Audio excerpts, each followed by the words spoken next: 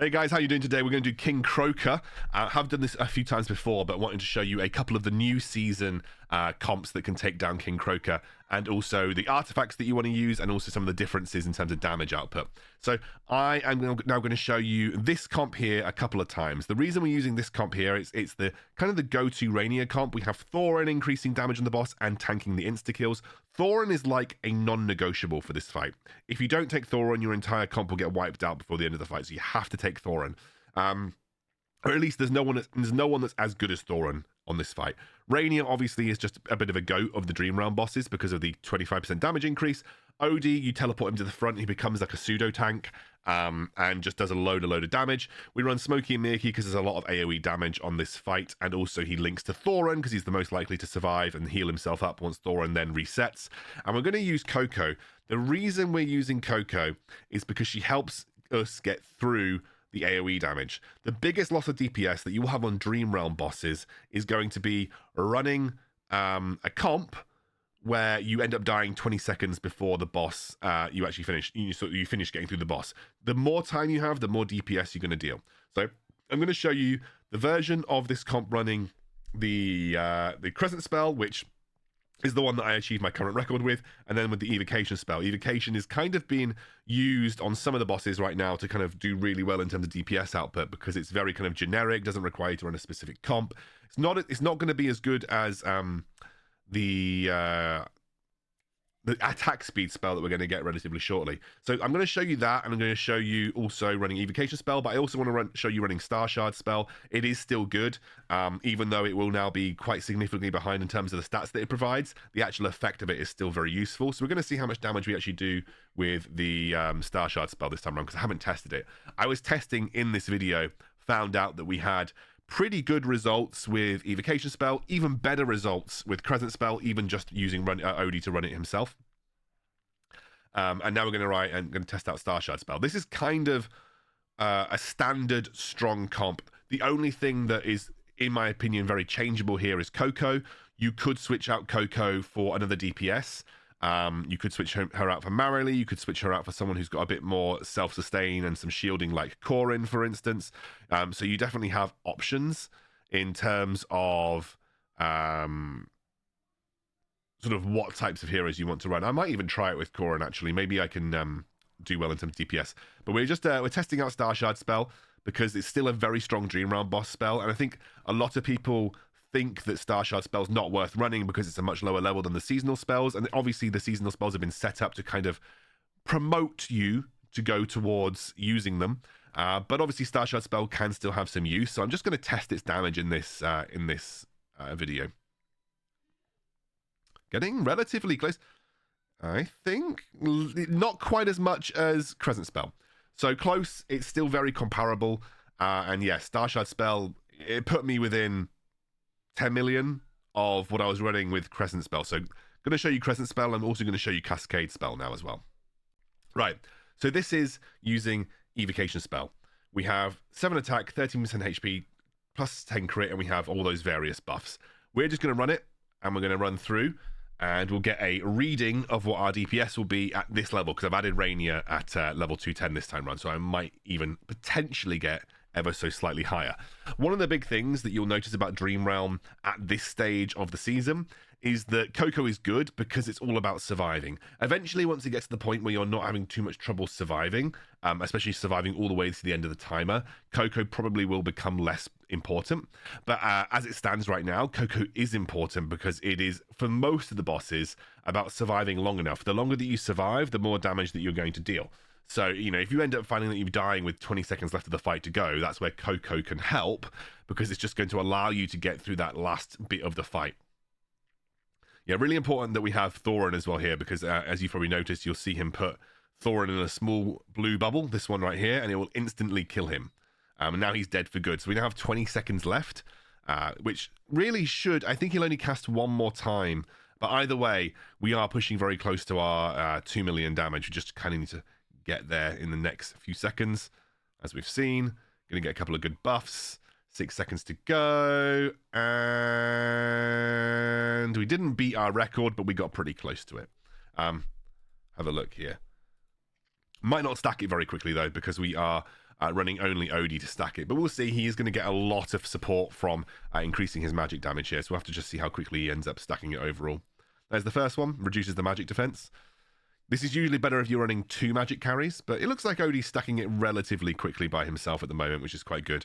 Supported by the fact that he has got the Renier buff.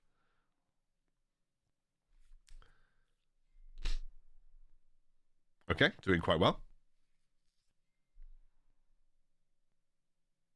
There is a world where we could maybe remove Renier and put in like a Marilee and just go like sort of Odie, Marilee, Korin, and then just use Quickblade to kind of try that out. But it looks like it's going quite well so far. The reducing magic resist will get more important the further and further that we go into the fight. There we go. Doing quite a bit of damage at the moment, actually. Also, you've got to remember that Renier also does magic damage, as well as Smokey and Mirky for a brief period of time also does magic damage.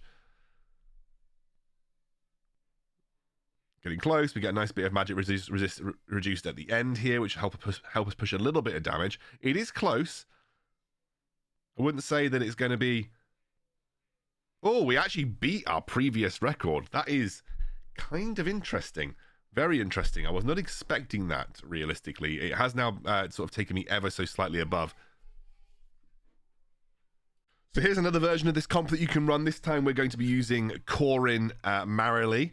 And so we're not going to use Odie at all, despite Odie being an absolute GOAT. This is just testing. And I think to make this fair, let's go and make Korin and Marilee 210. This is what I hate about having difference in resonance levels, where you've actually got to do the work of changing people in and out. So just to make this super fair, let's go and put this in at 210. Now, we can run Evocation Spell. We can also run Starshard Spell, but also we can run Quickblade Spell, because we've got a lot of physical damage this time around. So we're going to start off by running Quickblade Spell. I realise everything has just changed over, so give me 1 second. We may struggle in terms of survivability on this one, just simply because we're not running the Koko, but we're going to give it a go, just see how we end up doing. I will come back at the end of the fight here, just to show you kind of the damage, because otherwise this video is going to take forever, because I've got a lot of comps. All right, I've got 30 seconds to go here. We have now lost Korin. One of the big problems that I'm going to face now is that my Smokey may end up dying. We're getting relatively close in damage, but I have a feeling that we're not going to get anywhere close to where we landed with an Odie comp. About sort of 200 million or so less. So there you go. This can work, can do respectable damage, but definitely will not outshine an Odie comp. You'll see 738 million is relatively decent. Let's also try it, just to be fair, with the Evocation Spell. So we're going to go with the Evocation Spells. Crit is very useful for Marilee, because her hero focus increases her crit damage. So again, what I'll do is I'll pause it and I'll come back a little bit later into the fight, so you just don't have to watch all of the early fight. All right, we did significantly better with Evocation Spell, but still not really getting close to where Odie's performing in terms of DPS output, but still relatively good.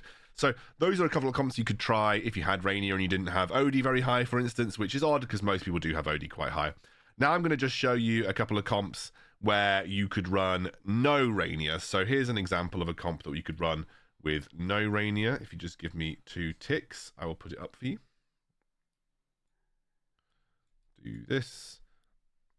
And then we run Cassadee, wherever Cassadee is. I haven't leveled her X weapon very highly, but this is what we would do in terms of running picks. Now, I actually think if you're going to run a Marilee, then the Evocation Spell is really strong because of the crit that it provides, but you could also go back to Starshard Spell. But we're going to go with Evocation because it's proven to be pretty good with Marilee specifically. And then we'll get going. So this is a comp that you could run. Now, what I would say about Cassadee is that you kind of need, like, really, to make her, like, super strong, you kind of need her invested, at least at Mythic Plus, because what you want with Cassadee to happen is this, where everyone gets buffed by the tidal wave. That's the thing that kind of makes Cassadee strong. When her tidal wave crosses over everyone, it gives them a buff to their basic attacks, and that's kind of what we want to use her for in this situation. There we go, comes across, and everybody gets kind of a raised basic attack. But I'm going to come back later into the fight, depending on how many people survive. As you can see, we're already taking a lot of damage right now. So my Smokey and Mirky died, and also, Cassadee's now dead. So, yeah, this is one of those situations where it's like we've lost too many people, and therefore the damage is just not going to be super strong. So again, one of those problems with not running a Koko, for instance, in this situation. But that is a comp that you can run. It's just not going to be as strong at this stage where you're not able to get all the way to the end of the fight. All right, got one more comp, and this is actually going to be an Odie comp, but with no Renier. So let's run with this. We're going to run Marilee as well, and then we're also going to run, believe it or not, our boy Kruger. Do you know what, actually, though? But I don't even think it's worth running Kruger. I think it'd be better off to run Koko. So I'd actually run something like this in this case. But what I do need to do is just to make this fair, as per usual, I'm going to go and make sure that we've got the right people in the right slots. So I think Odie, I think actually Smokey and Mirky for survivability is going to be the most important thing here. Actually, I think Thorin gets a seasonal buff bonus at 210, so we'll do that. And the reason Odie and Marilee at 210 is quite nice is because you get a seasonal buff bonus. All right, and then this is another comp that we... Oh, I've got to... I hate it when it does this, guys. This literally is the most triggering thing on the planet. This, and then I personally rate Koko over Kruger for survivability at the moment. Kruger can be good, especially for Marilee to support her damage, but frankly, I don't think it matters as much. I think getting the survivability and everybody surviving to the end is going to get you more damage output than not. But we're going to use the Cascade spell again because it's a bit more ubiquitous across Odie and Marilee. And I think it's probably the best option in a situation where you're using mixed damage. When you're using Odie as a primary carry, that's where the Crescent Spell can work out well. And just for the sake of it, we will test this comp with the Starshard spell too. But I'll come back at the end of this fight just to make sure that we're not wasting too much time. All right, we've got 30 seconds to go here. We've just lost our Thorin, but everyone is very healthy with Koko. The shielding of Koko of Mythic Plus is very good, but she still will reduce damage to the team even before Mythic Plus here. And we're not doing too bad in terms of damage output. It'll be interesting to see if we get anywhere close to our Renier score. Renier really does buff your Dream Realm performance, but actually, to be completely honest with you, like, we're only 100 million out without the Renier. So that was not a bad performance at all. Let's go again with the Starshard spell. And then just for the sake of science, we will try Kruger. But let's put in the Starshard spell. Don't anticipate this is going to end up being too much more damage. But again, once more, I'll come back with about 30 seconds to go in the fight. All right, we're about 30 seconds out of the fight now. And to be honest with you, the damage is relatively good. We are pushing upwards towards 200 million. So, you know, without Renier, you can still be very respectful in terms of the damage output you get. And I'll actually show you where that would have ranked me on my server. I don't know if we're going to get as close as we did with Cascade Spell. It's very similar in terms of the damage. A little bit less than Cascade Spell, but relatively similar. Still putting good numbers despite being 4 levels behind. So that's 1,943. Using comps without Renier. That would get me... I mean, to be honest with you, that would get me rank 15. No, rank 14. Literally, I wouldn't be too far away from where I am now without Renier. So these Renier comps are still very strong. For the sake of science, we know that Cascade Spell is performing better than Starshard Spell overall, so we're going to keep that. We are going to swap in Kruger, which is one of the original comps that you used to run on this without Renier. Just for the sake of science, we'll see how it goes, but I just don't anticipate that we're going to survive long enough to deal the same kind of damage. Yeah, we're 30 seconds out now. I actually unpaused relatively slowly, and everyone's dead. So this is one of the problems with not having something like a Koko in your team comp when you're in this stage of the season. Like, the survival is way more important, and without that, I wasn't surviving long enough to get anywhere near the damage totals that I was putting out previously. But there you go.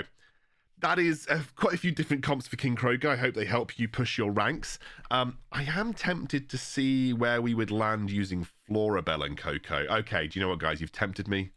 You've tempted me. I'm going to give it a go. Let's get rid of Marilee. We know that Odie's a way better performer than Marilee in general. Let's bring in Florabelle. Now, with Florabelle, I think the best thing to run is Koko because she provides the buff to all of Florabelle's summons. So we're going to run this version without Renier. We're going to run it with Florabelle instead. The reason being is I don't think Florabelle is particularly easy to run without Koko because her summons benefit so much from Koko. Right. Let's give it a go. I think there's a world where we could run Cecia too. So do you know what? We might give Cecia one try after this, but I think Florabelle in general is better because she gets her summons onto the field and they all benefit from Koko a little earlier. I think Florabelle's just a better Dream Realm summoner than Cecia. Actually, so much so that I'm not even going to bother with Cecia.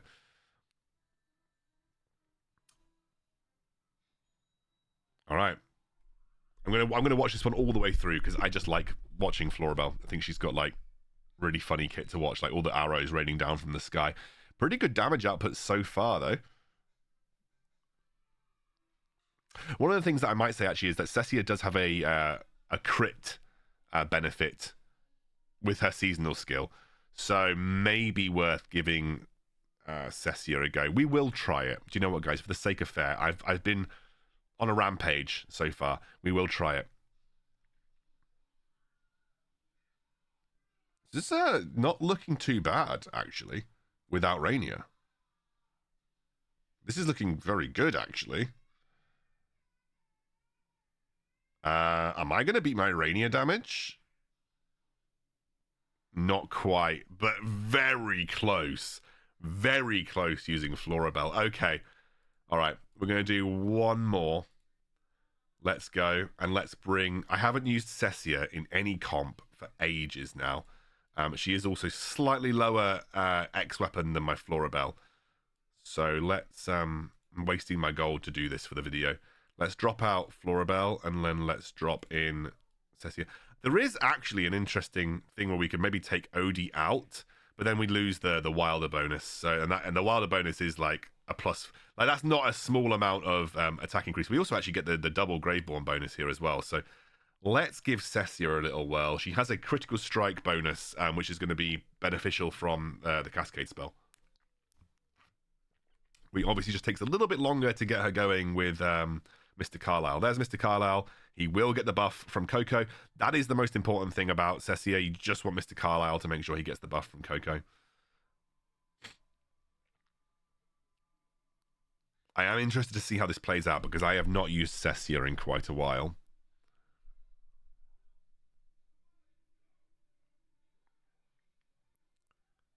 It's not doing too bad. I mean, when Smokey gets his blue mist out, that tends to like ramp your damage up quite a bit on these Dream Realm bosses. It adds a load of chunk damage.